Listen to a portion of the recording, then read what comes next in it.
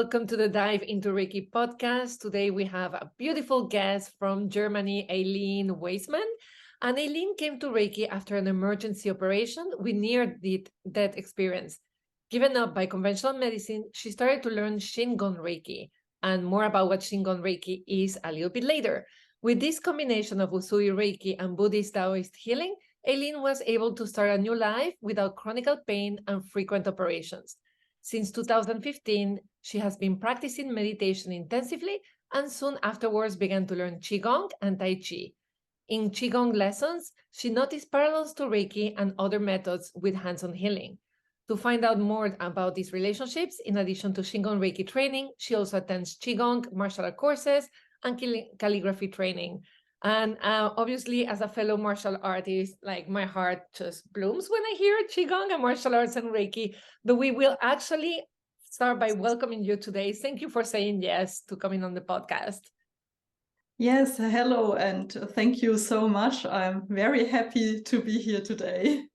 Thank you. And we're going to start with your journey. So obviously the circumstances that you came into Reiki were very health related, but I still would love for you to tell us a little bit about you and perhaps a little your perception of what Reiki was and then this encounter with Reiki. Yes, I grew up as a very spiritual child, and I knew people who practiced methods with healing hands, but I always thought that they are so high, so much developed, so wise that I never had the idea to learn such a method when I was very young. And later on, there was also a time when I thought I want to go to university and stay at university or in a museum and work as a historian. And then someone told me, yes, when you go this path, then you have to forget everything about spirituality. So then there is just history and science, and these spirituality things, yes, put it away because it's not good for your career. And so for many years, I tried to forget spirituality, but it didn't work for me.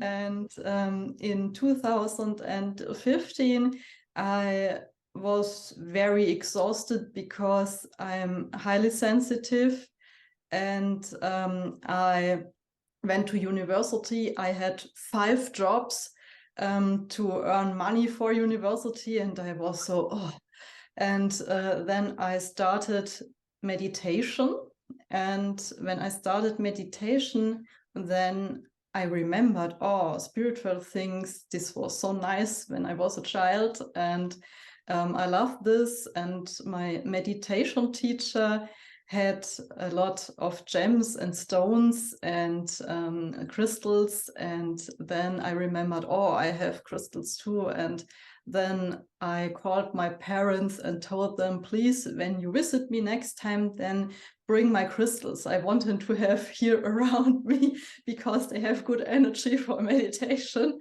And they were a bit but they didn't ask. They just brought my gems and crystals, and I meditated. And soon after meditation, I also started with Qigong and yoga, and it was a time where I experimented a lot. And at some point in my Qigong practice, I saw that this is cultivating life energy. And then I asked my teacher if methods like Reiki and other methods with healing hands, if there are some connections between all these methods, because I think there must be a connection. And then she said, yes, there are many connections, but it's very important to separate all these methods, and don't do this and this. You have to choose, and then you stay with this method, and yes, don't do anything messy here. And then I thought, okay, I have to think about it. It remembered me a bit on the day when someone told me, you have to choose spirituality or science. And I thought, yes, maybe does not work for me. I have to look. And then I discovered Reiki, and Reiki was a kind of mystery for me, because I talked with people and I asked them, yes, you have this methods with healing hands and you learned Reiki. What is Reiki about? Yes, I think there's much more than just the hands. And they all were, yes, Reiki is great. It's also a very mighty method, but no one told me what exactly it is about Reiki. So it was really kind of mystery, a secret. And yes, I was very curious about it. And but I didn't figure it out until the day when I visited my Qigong teacher.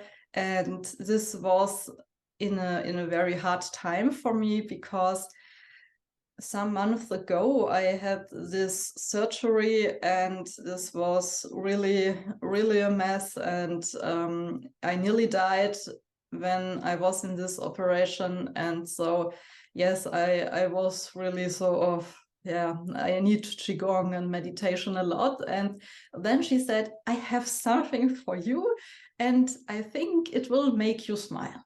And then I thought, okay.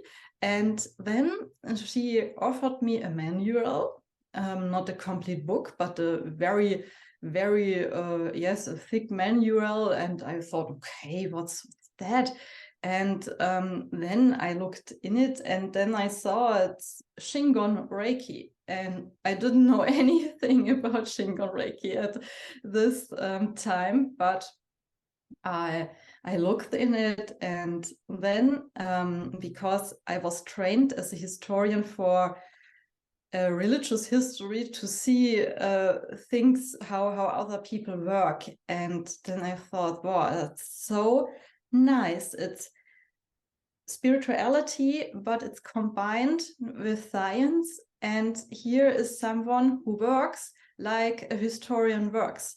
This is so beautiful. And I also saw some Buddhas in there, the medicine Buddha, and then I was fascinated because he's also called the lapis lazuli Buddha, and I like stones and crystals so much. So I thought, wow, this Shingon Buddhism seems to be something special to me, because there are Buddhas and crystals and so many mystery and nice things in it.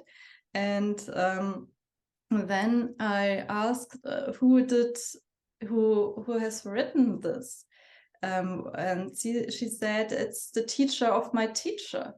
And then I saw the name, it's Mark Hosak. And then I thought, okay, maybe he is, I don't know, in a big city far away. But he was not. He was in the near of Heidelberg. And then I could read that he studied in Heidelberg just like me, and he studied art history of East Asia and Japanology. And he has written a dissertation about the origins of the Reiki method. And I thought, oh, I have to know this guy, because I always felt a bit out of place when I was at university. Many people told me, you're so spiritual. Yes. They didn't like that. And other people, when I was at meditation groups and in Qigong, they told me, yes, you are so academic, you are from university, you think too much. Yes. And so I was a bit alone with my approach to spirituality, where I always tried, to see it as a historian, but of course also with the heart. But most people didn't like this. So I thought, yes, that's good. I will visit him and then we will see. And so I could find a true soulmate, because we are similar in this case. And so I was very happy about this. And I had very good experiences with Reiki. I had no expectations because I meditated a lot with mindfulness meditation and a bit Zen meditation. So I had no, I did not say Reiki has to do this or this. I was just curious and wanted to see. And but then my scar pain from the surgery disappeared after giving Reiki twice. It was just gone and it never came back. And so I thought, wow, that's great. And yes, then unfortunately my illness returned after some months after the surgery, and then it was not possible that there was a new surgery because the doctor said, no, you have almost died and we don't know what to do. We can't help you because yes, it's kind of hopeless, so go home. Yes. Oh, great. And yes, this Doctor? was really hard. Some of them were very friendly. They said they will figure out a plan, but they need time, and others just said no, yes, just go out. And so these were difficult times for me, and I was much in pain. It was not good, and there was just one treatment possible, and this was extremely painful, that I always was much in fear. And so I thought I have to do something. I need a solution for me. I need hope, and I need something for myself, love, yes, for me, what I can do. And so I started Reiki very intensively. I gave myself Reiki applications in every possible moment, and often I combined it with the medicine Buddha and his mantra. And then one day I decided I will do a special medicine Buddha meditation for 41 days. And then I hope that I will have much more hope in the situation and become stronger. And yes, I think it's a good thing so for me. And then I started, and after the 41 days, I never needed the painful treatment again.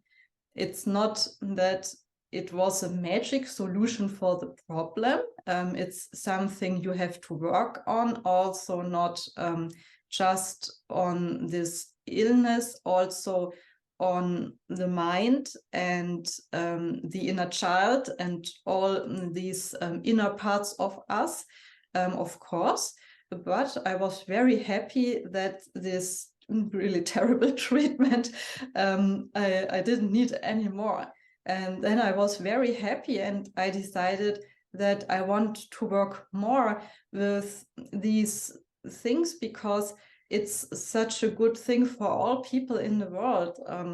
I think Reiki is a path of development, personal development and spiritual development, and it's a process of transformation in a very beautiful and friendly way. And so I decided I want to learn more about Reiki, and then I attended many events and seminars in Reiki. And so yes, I became then a Shingon Reiki practitioner, later a master teacher, and I always was happy to work with the medicine Buddha, because this was my first mantra with Reiki, and it was so great. Perfect. Yes, and yeah. Let me ask you something, because obviously you're familiar with the medicine Buddha, but most of our viewers or listeners may not be. So if you can perhaps also tell me why 41 days and why, and a little bit more about the medicine Buddha. Yes, the medicine Buddha is a Buddha in Tantric Buddhism, and he is also related to Dainichi Nyorai, because in Tantric Buddhism, the people think that you have this one great Sun Buddha, Dainichi Nyorai, who is also the source for the Reiki power. And then he is like the sun, and the sun has different rays, and the Buddhas are rays of this great sun, but also we human beings and all other living beings, so that you can say we are all connected to each other. And the medicine Buddha lived according to the stories in Buddhism as a human being. He was a man, and he wanted to help other people, and so he became a bodhisattva, which is a concept of someone who is very compassionate and wants to help other people on the path of enlightenment. And then after some time he became a Buddha, and then he has a pure land now, which we can see as a concept in the astral world, if you want to use these words. Yes, in the astral world. And this pure land is full of lapis lazuli stone, and he's also a blue Buddha, lapis lazuli blue. So you here have this wonderful stone. I also have a lapis lazuli here. Beautiful. And huge chunk. Yeah. There are often a bit pyrite sparkles in lapis lazuli, so it looks like the sky at night with stars. And these golden sparkles we can see as a connection to Dainichi Nyorai, the great Sun Buddha. So we have here in lapis lazuli a combination from these two Buddhas. And this 41-day meditation, it is a practice you can do when you want to make kind of inner clearing of the energy body. So it's not just Reiki on the body, it has also to do with Reiki in the aura, so that you don't say, yes, I, for example, have pain at the hand, and so I, yes, have a symptom and do the hands on it. It is more about the inner development, so you can reach all the subjects of the chakras and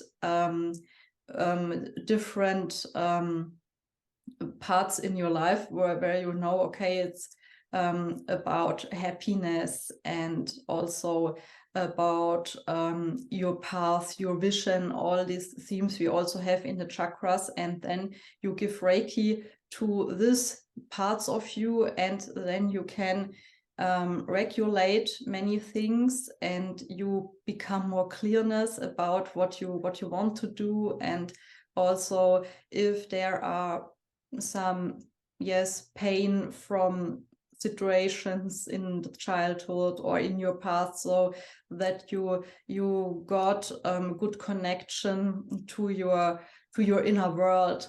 And so you can say that it is much work about development, personal development. And then yes, it is kind of surprise what happens then, because no one can know, I think.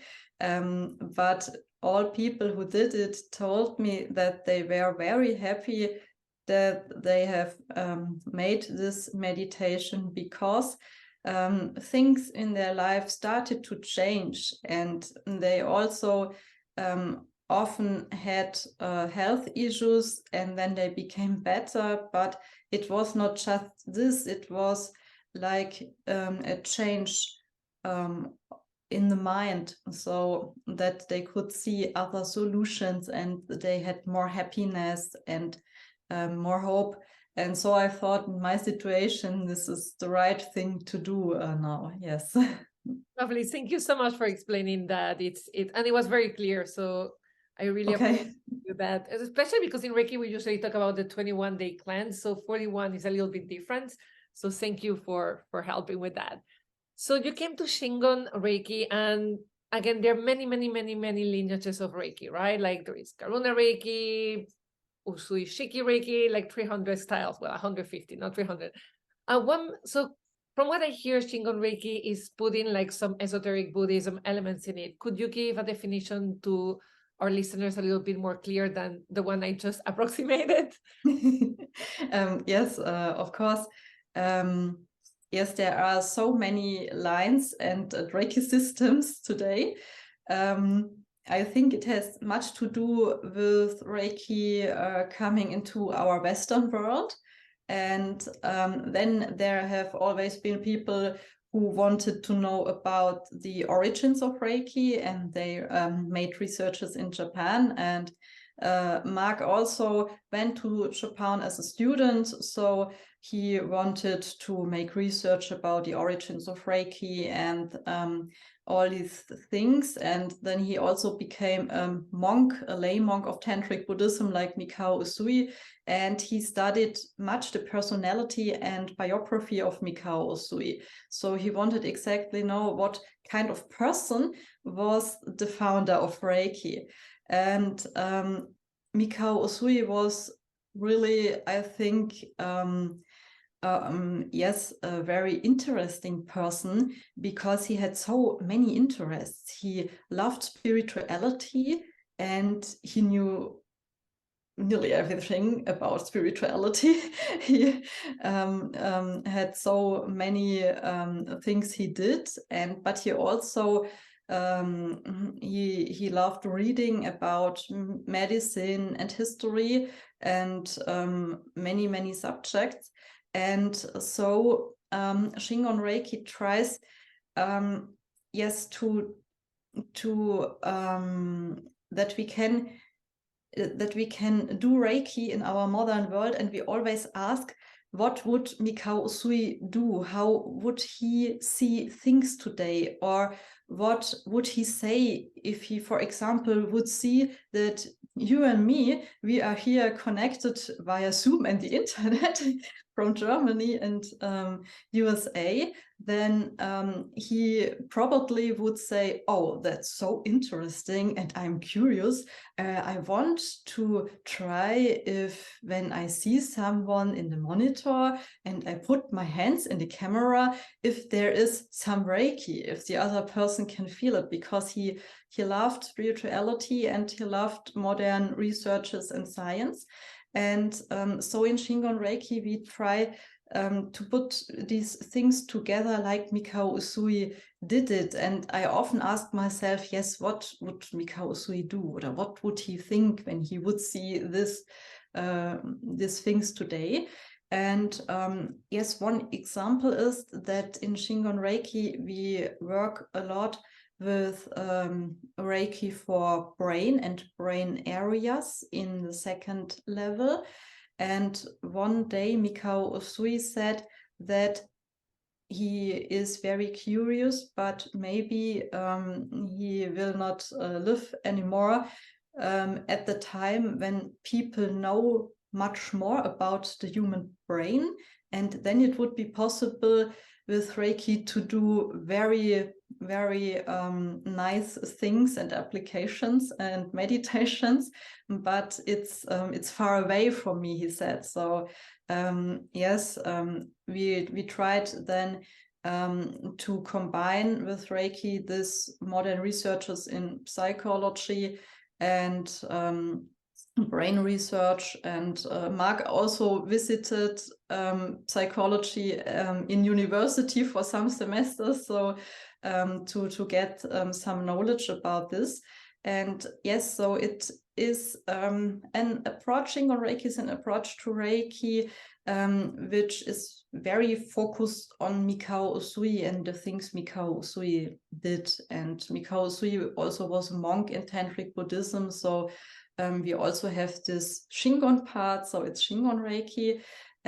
But also in Tantric Buddhism, we have Taoism from China, because in Japan, the people wanted to know more about Buddhism, and then they sent monks to China, and there they had a Buddhism which was already connected, very connected with Taoism. And so we also have this Qigong elements, and Mikao Usui also was a Qigong master. So it's very, very interesting. Yeah.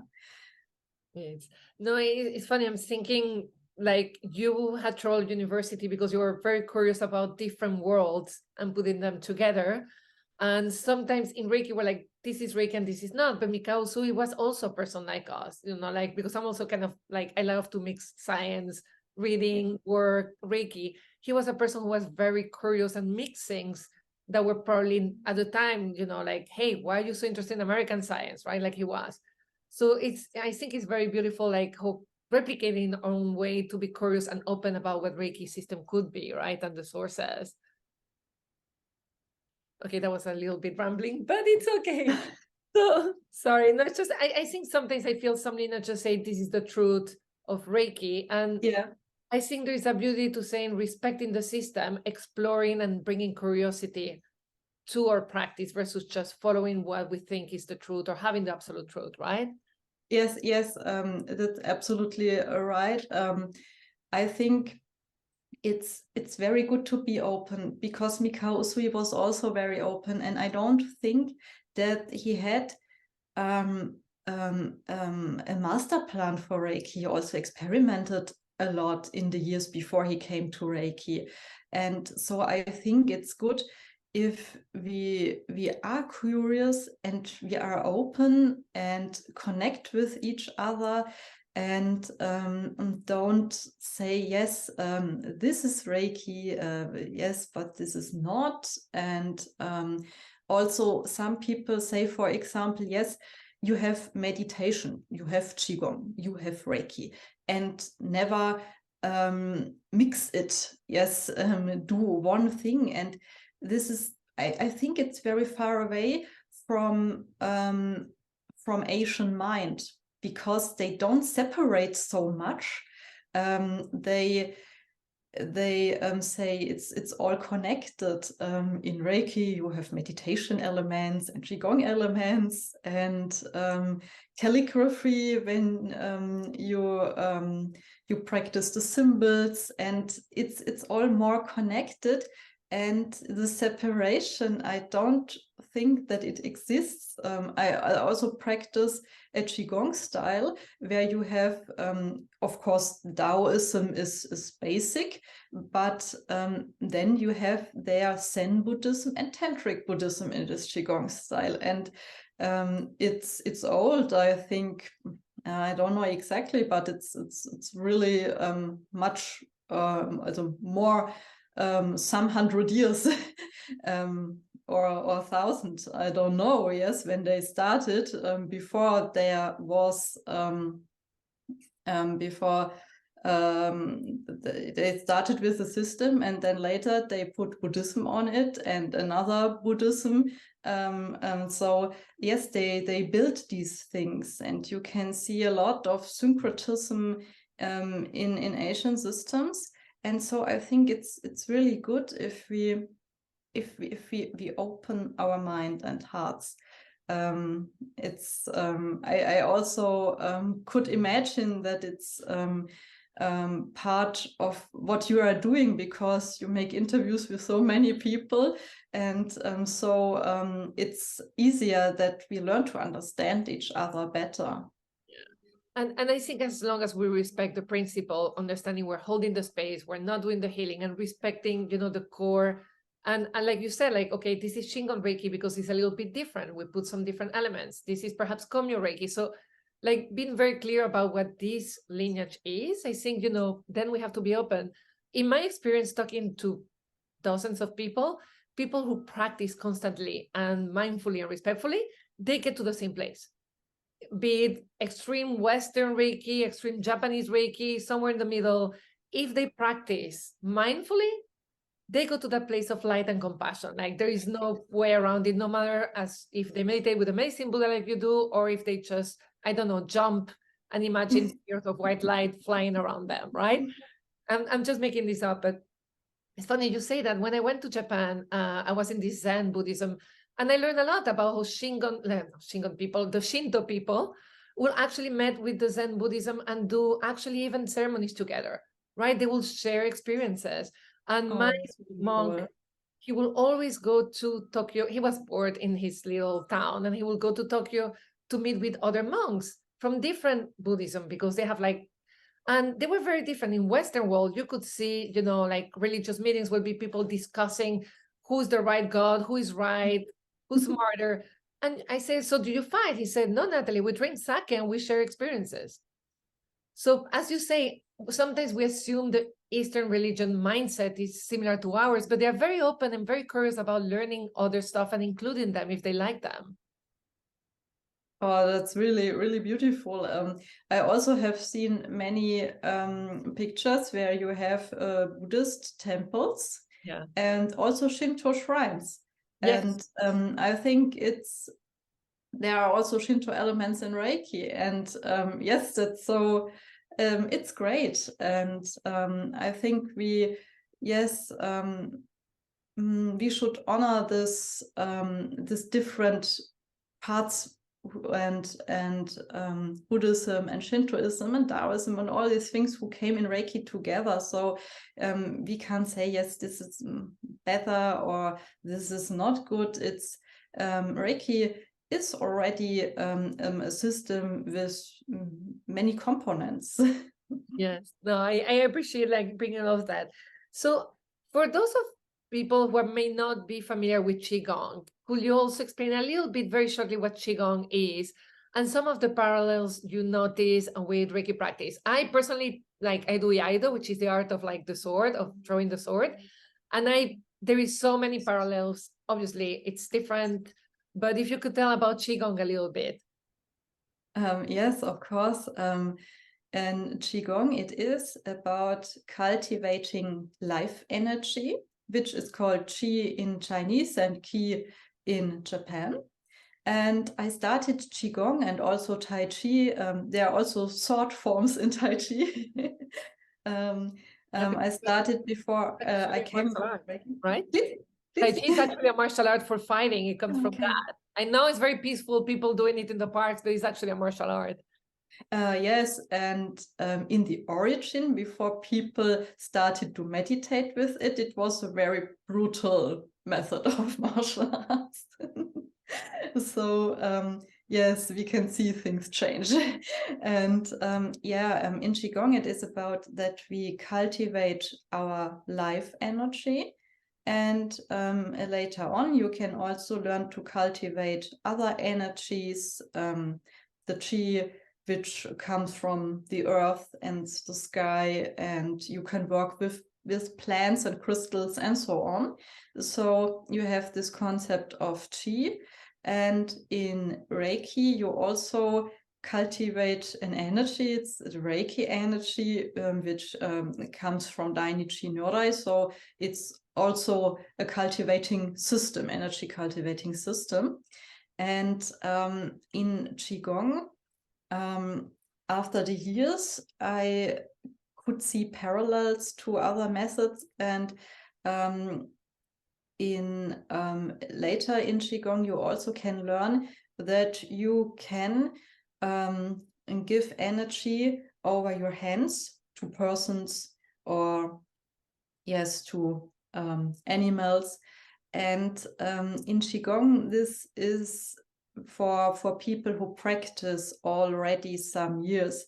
And I asked myself why, and then the master said, yes, you have to learn first the basics, because when you start to use this energy for others, then it can be that you lose energy.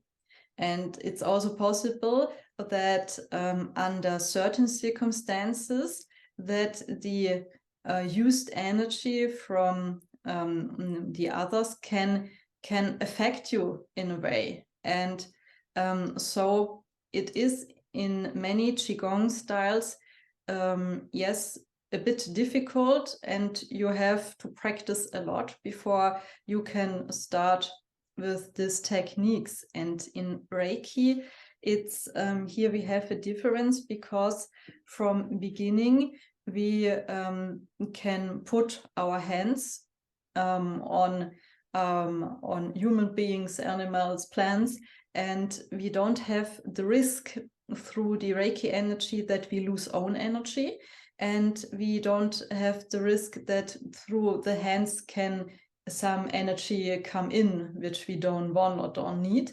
And so it's, in my experience, a good thing if you combine Qigong and Reiki, because they are both energy cultivating systems. They are related to each other, and we know that Mikao Usui was a very famous Qigong master in Japan.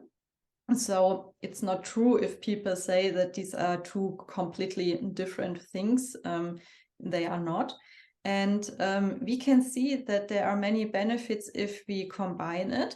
And Qigong also helps us to understand Reiki better, because I think that maybe when Reiki came in the West, there was a bit forgotten about these Qigong parts in Reiki.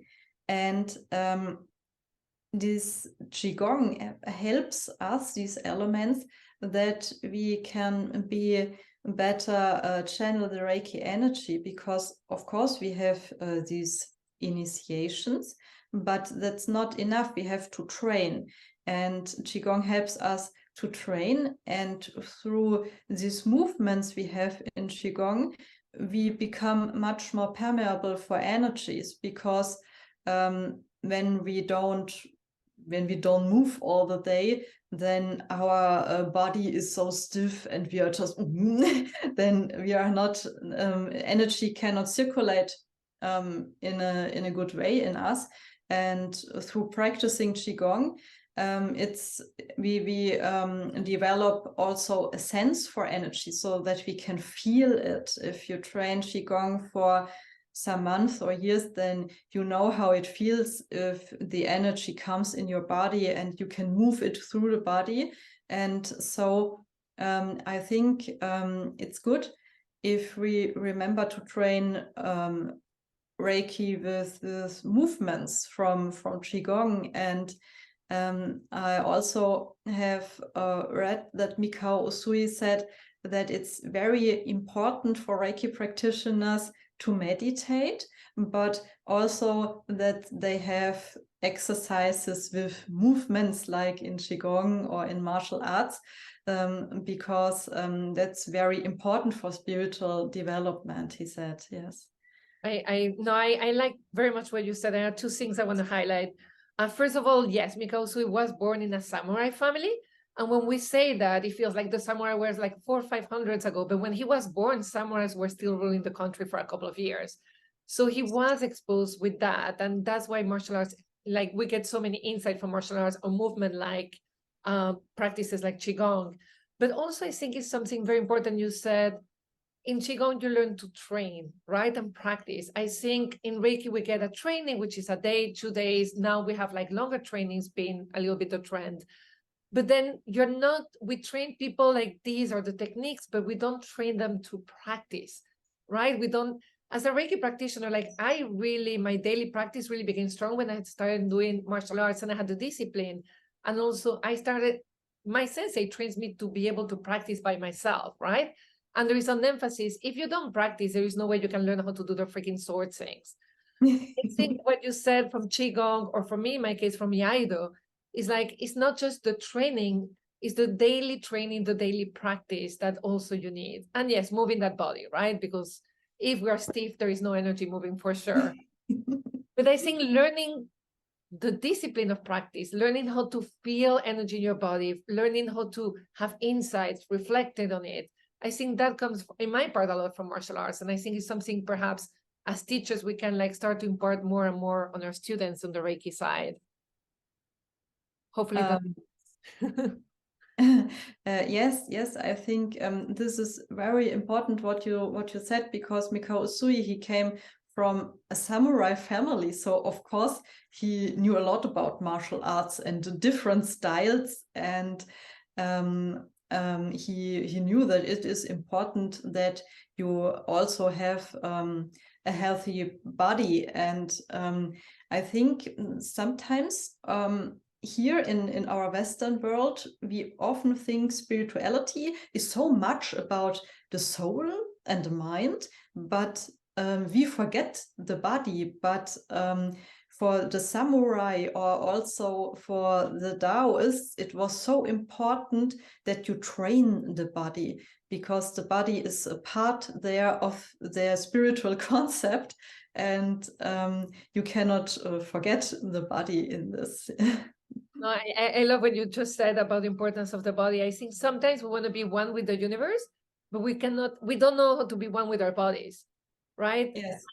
The body is the universe. Like, if you're not one with your body, how can you be one with everything else, right? So I have a joke like, no body, no enlightenment. Like, yes. Like, you cannot be enlightened if you don't work with the body, because it's where it happens, it's where the transformation happens, right? Yes.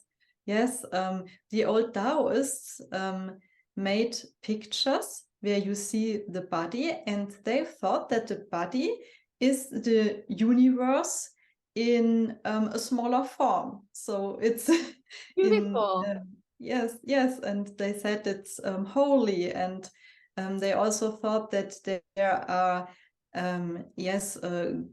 gods and spirits in the body parts, and so that the body is holy, and it is a miniature of the universe. So really like you said. I love that, because there is that part of Mikao Usui where he always says, like, the universe is us, we are the universe. And it sounds, sometimes I post it and some people post comments like, you're an egomaniac, you're not the universe. But now, and they were not my words, they're actually from like the practice. But now that you say that, it's kind of clear where that influence that, I am one with the universe is in me. It comes from that influence of Taoist thinking the universe is in your soul, your body is a small version of the universe. Yes, I think so, yeah. Oh, that's beautiful. I think sometimes we interpret some Reiki elements with our Western mind, and we need to always pause. And as you said, like, how will Mikao Usui think that, but also what was he influenced? And understand they had a totally, like, the spiritual mindset of the East is very different than ours. Yes, it's completely Not different. better words, like it works for different people, right? But judging some concepts from a Western mind, sometimes we dismiss things that we shouldn't. Or like this person who kept like harassing me that I was an egomaniac because I posted literally Mikao Usui saying. So thanks to you, I'll be like, check the Taoist. I'll be able to answer that back with some wisdom instead of just like trying to be kind and let it go. Thank you so much for that. But thank you. I think you have given us so much beautiful things, like, again, where does this come from? Always stopping before we judge something. Remember, we're Western. What would like a Japanese person in the 1920s think of this, right? The importance of the body, of moving, healthy body, and also discipline, daily training. So I really, really appreciate all the wisdom you share with us. I have one last question. And the same way, because you started with this, so I love that we are coming round from the beginning. You started, and when you saw spiritual people doing healing, you said, they're very elevated. This is not me, regular person on earth, right? Yes. Ironically, someone watching you today may feel exactly the same way. Like Eileen, yeah, she meditates with the medicine Buddha. She healed herself from this sickness. I'm not as elevated as Eileen. So I try to, at the end of my podcast interviews, always ask for a Reiki oops. A teachable lesson, something that made you smile or laugh, or actually you're very ashamed that day, but then became a story you tell your students. And if you could share one with us, so they understand we're all very human, no matter how long we've been practicing Reiki. Okay.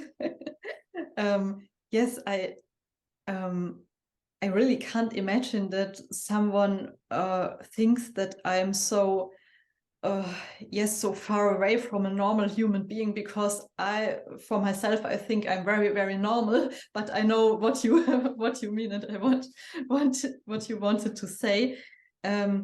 I was not a fast learner in Reiki. I'm always a very slow learner. Also in Qigong and in meditation, and also in sword art. I always need really a lot of time, and much more time than other people. And at the beginning, my symbols in Reiki and also the mantras, it was a mess. And I thought, I will never learn it. I always needed the manual. And when I thought, now I knew the mantra. And then I forgot it. And then I thought, oh no. And then I started again and had to read it. And then I thought, now I knew it and I will never forget. And then I forgot again. And so the start was difficult for me, also because of my situation, my health situation. And yes, I always thought, oh no, yes, I'm so ill. But I didn't give up. I learned that it's important that we practice, and so I practiced and I practiced and I practiced, and this is what I would tell everyone who asked me, what shall I do when I want to be a Reiki practitioner? And I would say practice, and never say you cannot do something. Just do it, and do it at your best. And yes, practice, it will become better after some time. And this was the case. So I cannot say that, yes, I started with Reiki and everyone, yes, could see that I'm pure awesomeness, like in Kung Fu Panda or something like this. It was not the case. It was just a really normal Reiki student, and I'm a very slow learner. And yes, I of course practice, but I also had times when I was really too lazy to do it. And then I could see, okay, no progress without training. And this was also part of my Reiki way. And yes, sometimes I also had some doubts, yes, because I thought, I don't know, maybe it's so spiritual. Where's the logic and these things, because I'm a historian, and I also had inner resistances. And yes, it was it is still, it is a path, a way, a journey. And yes, I cannot say that I'm enlightened yet, because I have normal problems, like every normal person. I have problems, and I think that everyone has problems. And yes, some people think that they have to be perfect when they are Reiki practitioners, and they have to be perfect when they are Reiki masters. And then some of them start that they make a show because they think they need the show. And I think this is very sad, because they cannot be like they are. And Reiki, for me, it is not you make first level, second level, third level in, I don't know, some month or a year, and then you are enlightened and you got your certificate, and congratulations. But I see many people who think this because others told them that this is the case. And I can say from my experience, Reiki is a path and a journey, and it's for my whole life. I will develop myself, and there will be transformations. And yes, there will be good times and bad times. It's natural. And I always think about the Buddhist sentence that the lotus flower comes out from the mud. And if there wouldn't be any mud, then no lotus flower. This would be a serious problem for the lotus if there wouldn't be any mud. So I think it's good if we learn that we can say, yes, we have, every human being has weaknesses, and we develop and we work with these things, and we don't have to be perfect. Because this is a wrong picture of Reiki and Reiki practitioners. If all other people think, yes, they are not normal human beings, then yes, this would not be good in my opinion. And it's funny because some weeks ago I met a mentor of mine and a teacher, and he asked me that there was a time in my life when I experimented a lot, and then I went to this coach and to this teacher and this spiritual guide, but at the end I came to him. And then he asked me, why did you come to me, and why did you want to learn from me? Because I am not perfect, absolutely not. And you have seen so many coaches and teachers. And then I said, yes, because you are not perfect, and because you told me that you are not perfect. And this was something you just are like you are. And this is for me something where I can say, yes, I can learn something from this person, because the person is just like he is. And other people told me, I am so wise, I am so perfect, I never make mistakes. And then when I yes, observed them for a while and went to the meditations and trainings, then I could see that this was not the case, and this was not what I wanted for myself.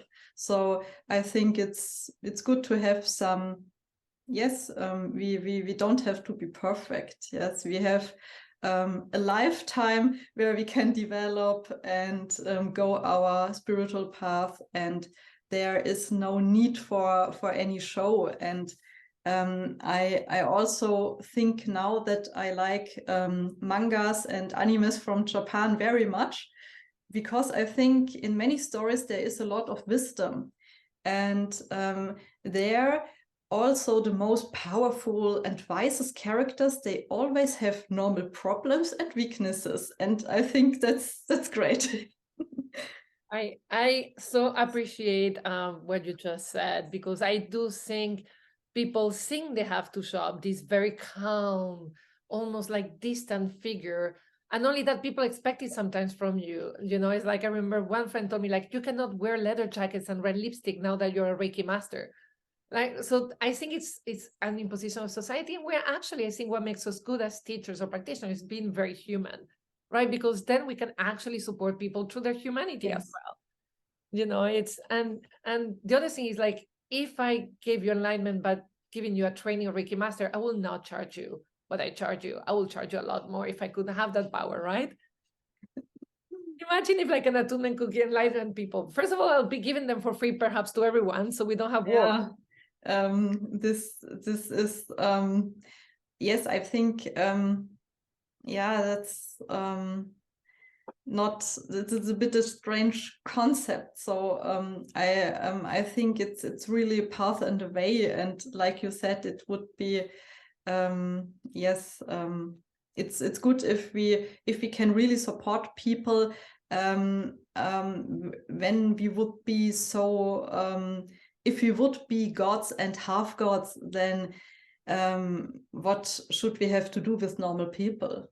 Yes, I think this has also much to do with this bodhisattva concept in Buddhism, because a bodhisattva has to do with people and is not out of this world. I love this. Thank you so much. So I have your drawing, and your words were, if I'm not wrong, sometimes my head goes crazy in the morning. So it was magic, compassion, and healing. And hopefully I got the three right, but I had them in my mind when I did the drawing. Yes. So it is actually, I don't know if you Oh, can see it. It's wow. a woman becoming one with the tree. Like there is no difference between the tree and her. It's like a cycle of life. And then I'm like, probably you would prefer blue, but I don't use blue in my drawings, but the gold and the silver from non-duality. And she really has this open heart. And then it's the first time I drew butterflies. In my head, magic became butterflies. I don't know why, but I love the magic of the transformation, right? So for me, like Reiki, we start a little bit like these little things, and then we do the cocoon, and then we become these beautiful flying butterflies. So and trees for me are wisdom and calm and everything good in the world. So this is the drawing for you, and I'll be sending you that. Oh, And thank you so much. I'm so happy. It is so beautiful, and yes, it's funny because in my Qigong style I practice, there is a practice where you become one with a tree, and this is exactly what I could see in the painting, and it's so beautiful. I really wow, now you have gave me a warm goosebumps. feeling in my heart now. You gave me goosebumps, And like because I don't practice qigong at all, so I have no idea of. But for me, like trees are these beautiful, wise, amazing source of everything. But yeah, I don't know. That's the drawing, and I'm glad you like it. It was beautiful to do it, so thank you. yes, thank you so much. And also the butterflies. In the moment, I also practice shamanism, and I have a lot to do with butterflies. They are symbols which come to me, and yes, I really Oh, well, wow, it was really really stunning. Thank you so much for this beautiful you're painting. Thank welcome. you. You're welcome. It's my pleasure. And now I know where the butterflies came. I'm like, I usually do like cranes. And this time it's like, nope, I'm putting butterflies. I'm like, okay. So I'm glad it resonated with you, and hopefully we'll make it safely. As until now, all the drawings have been making it safely to Europe. So hopefully we'll make it safely over there. Okay. Thank you so much. I really, really appreciate you taking the time and sharing and being so open with your practice and your life. I really appreciate it. Thank you. Yes, thank you so much. I'm so happy that I could be here with you today, and I wish you a wonderful day.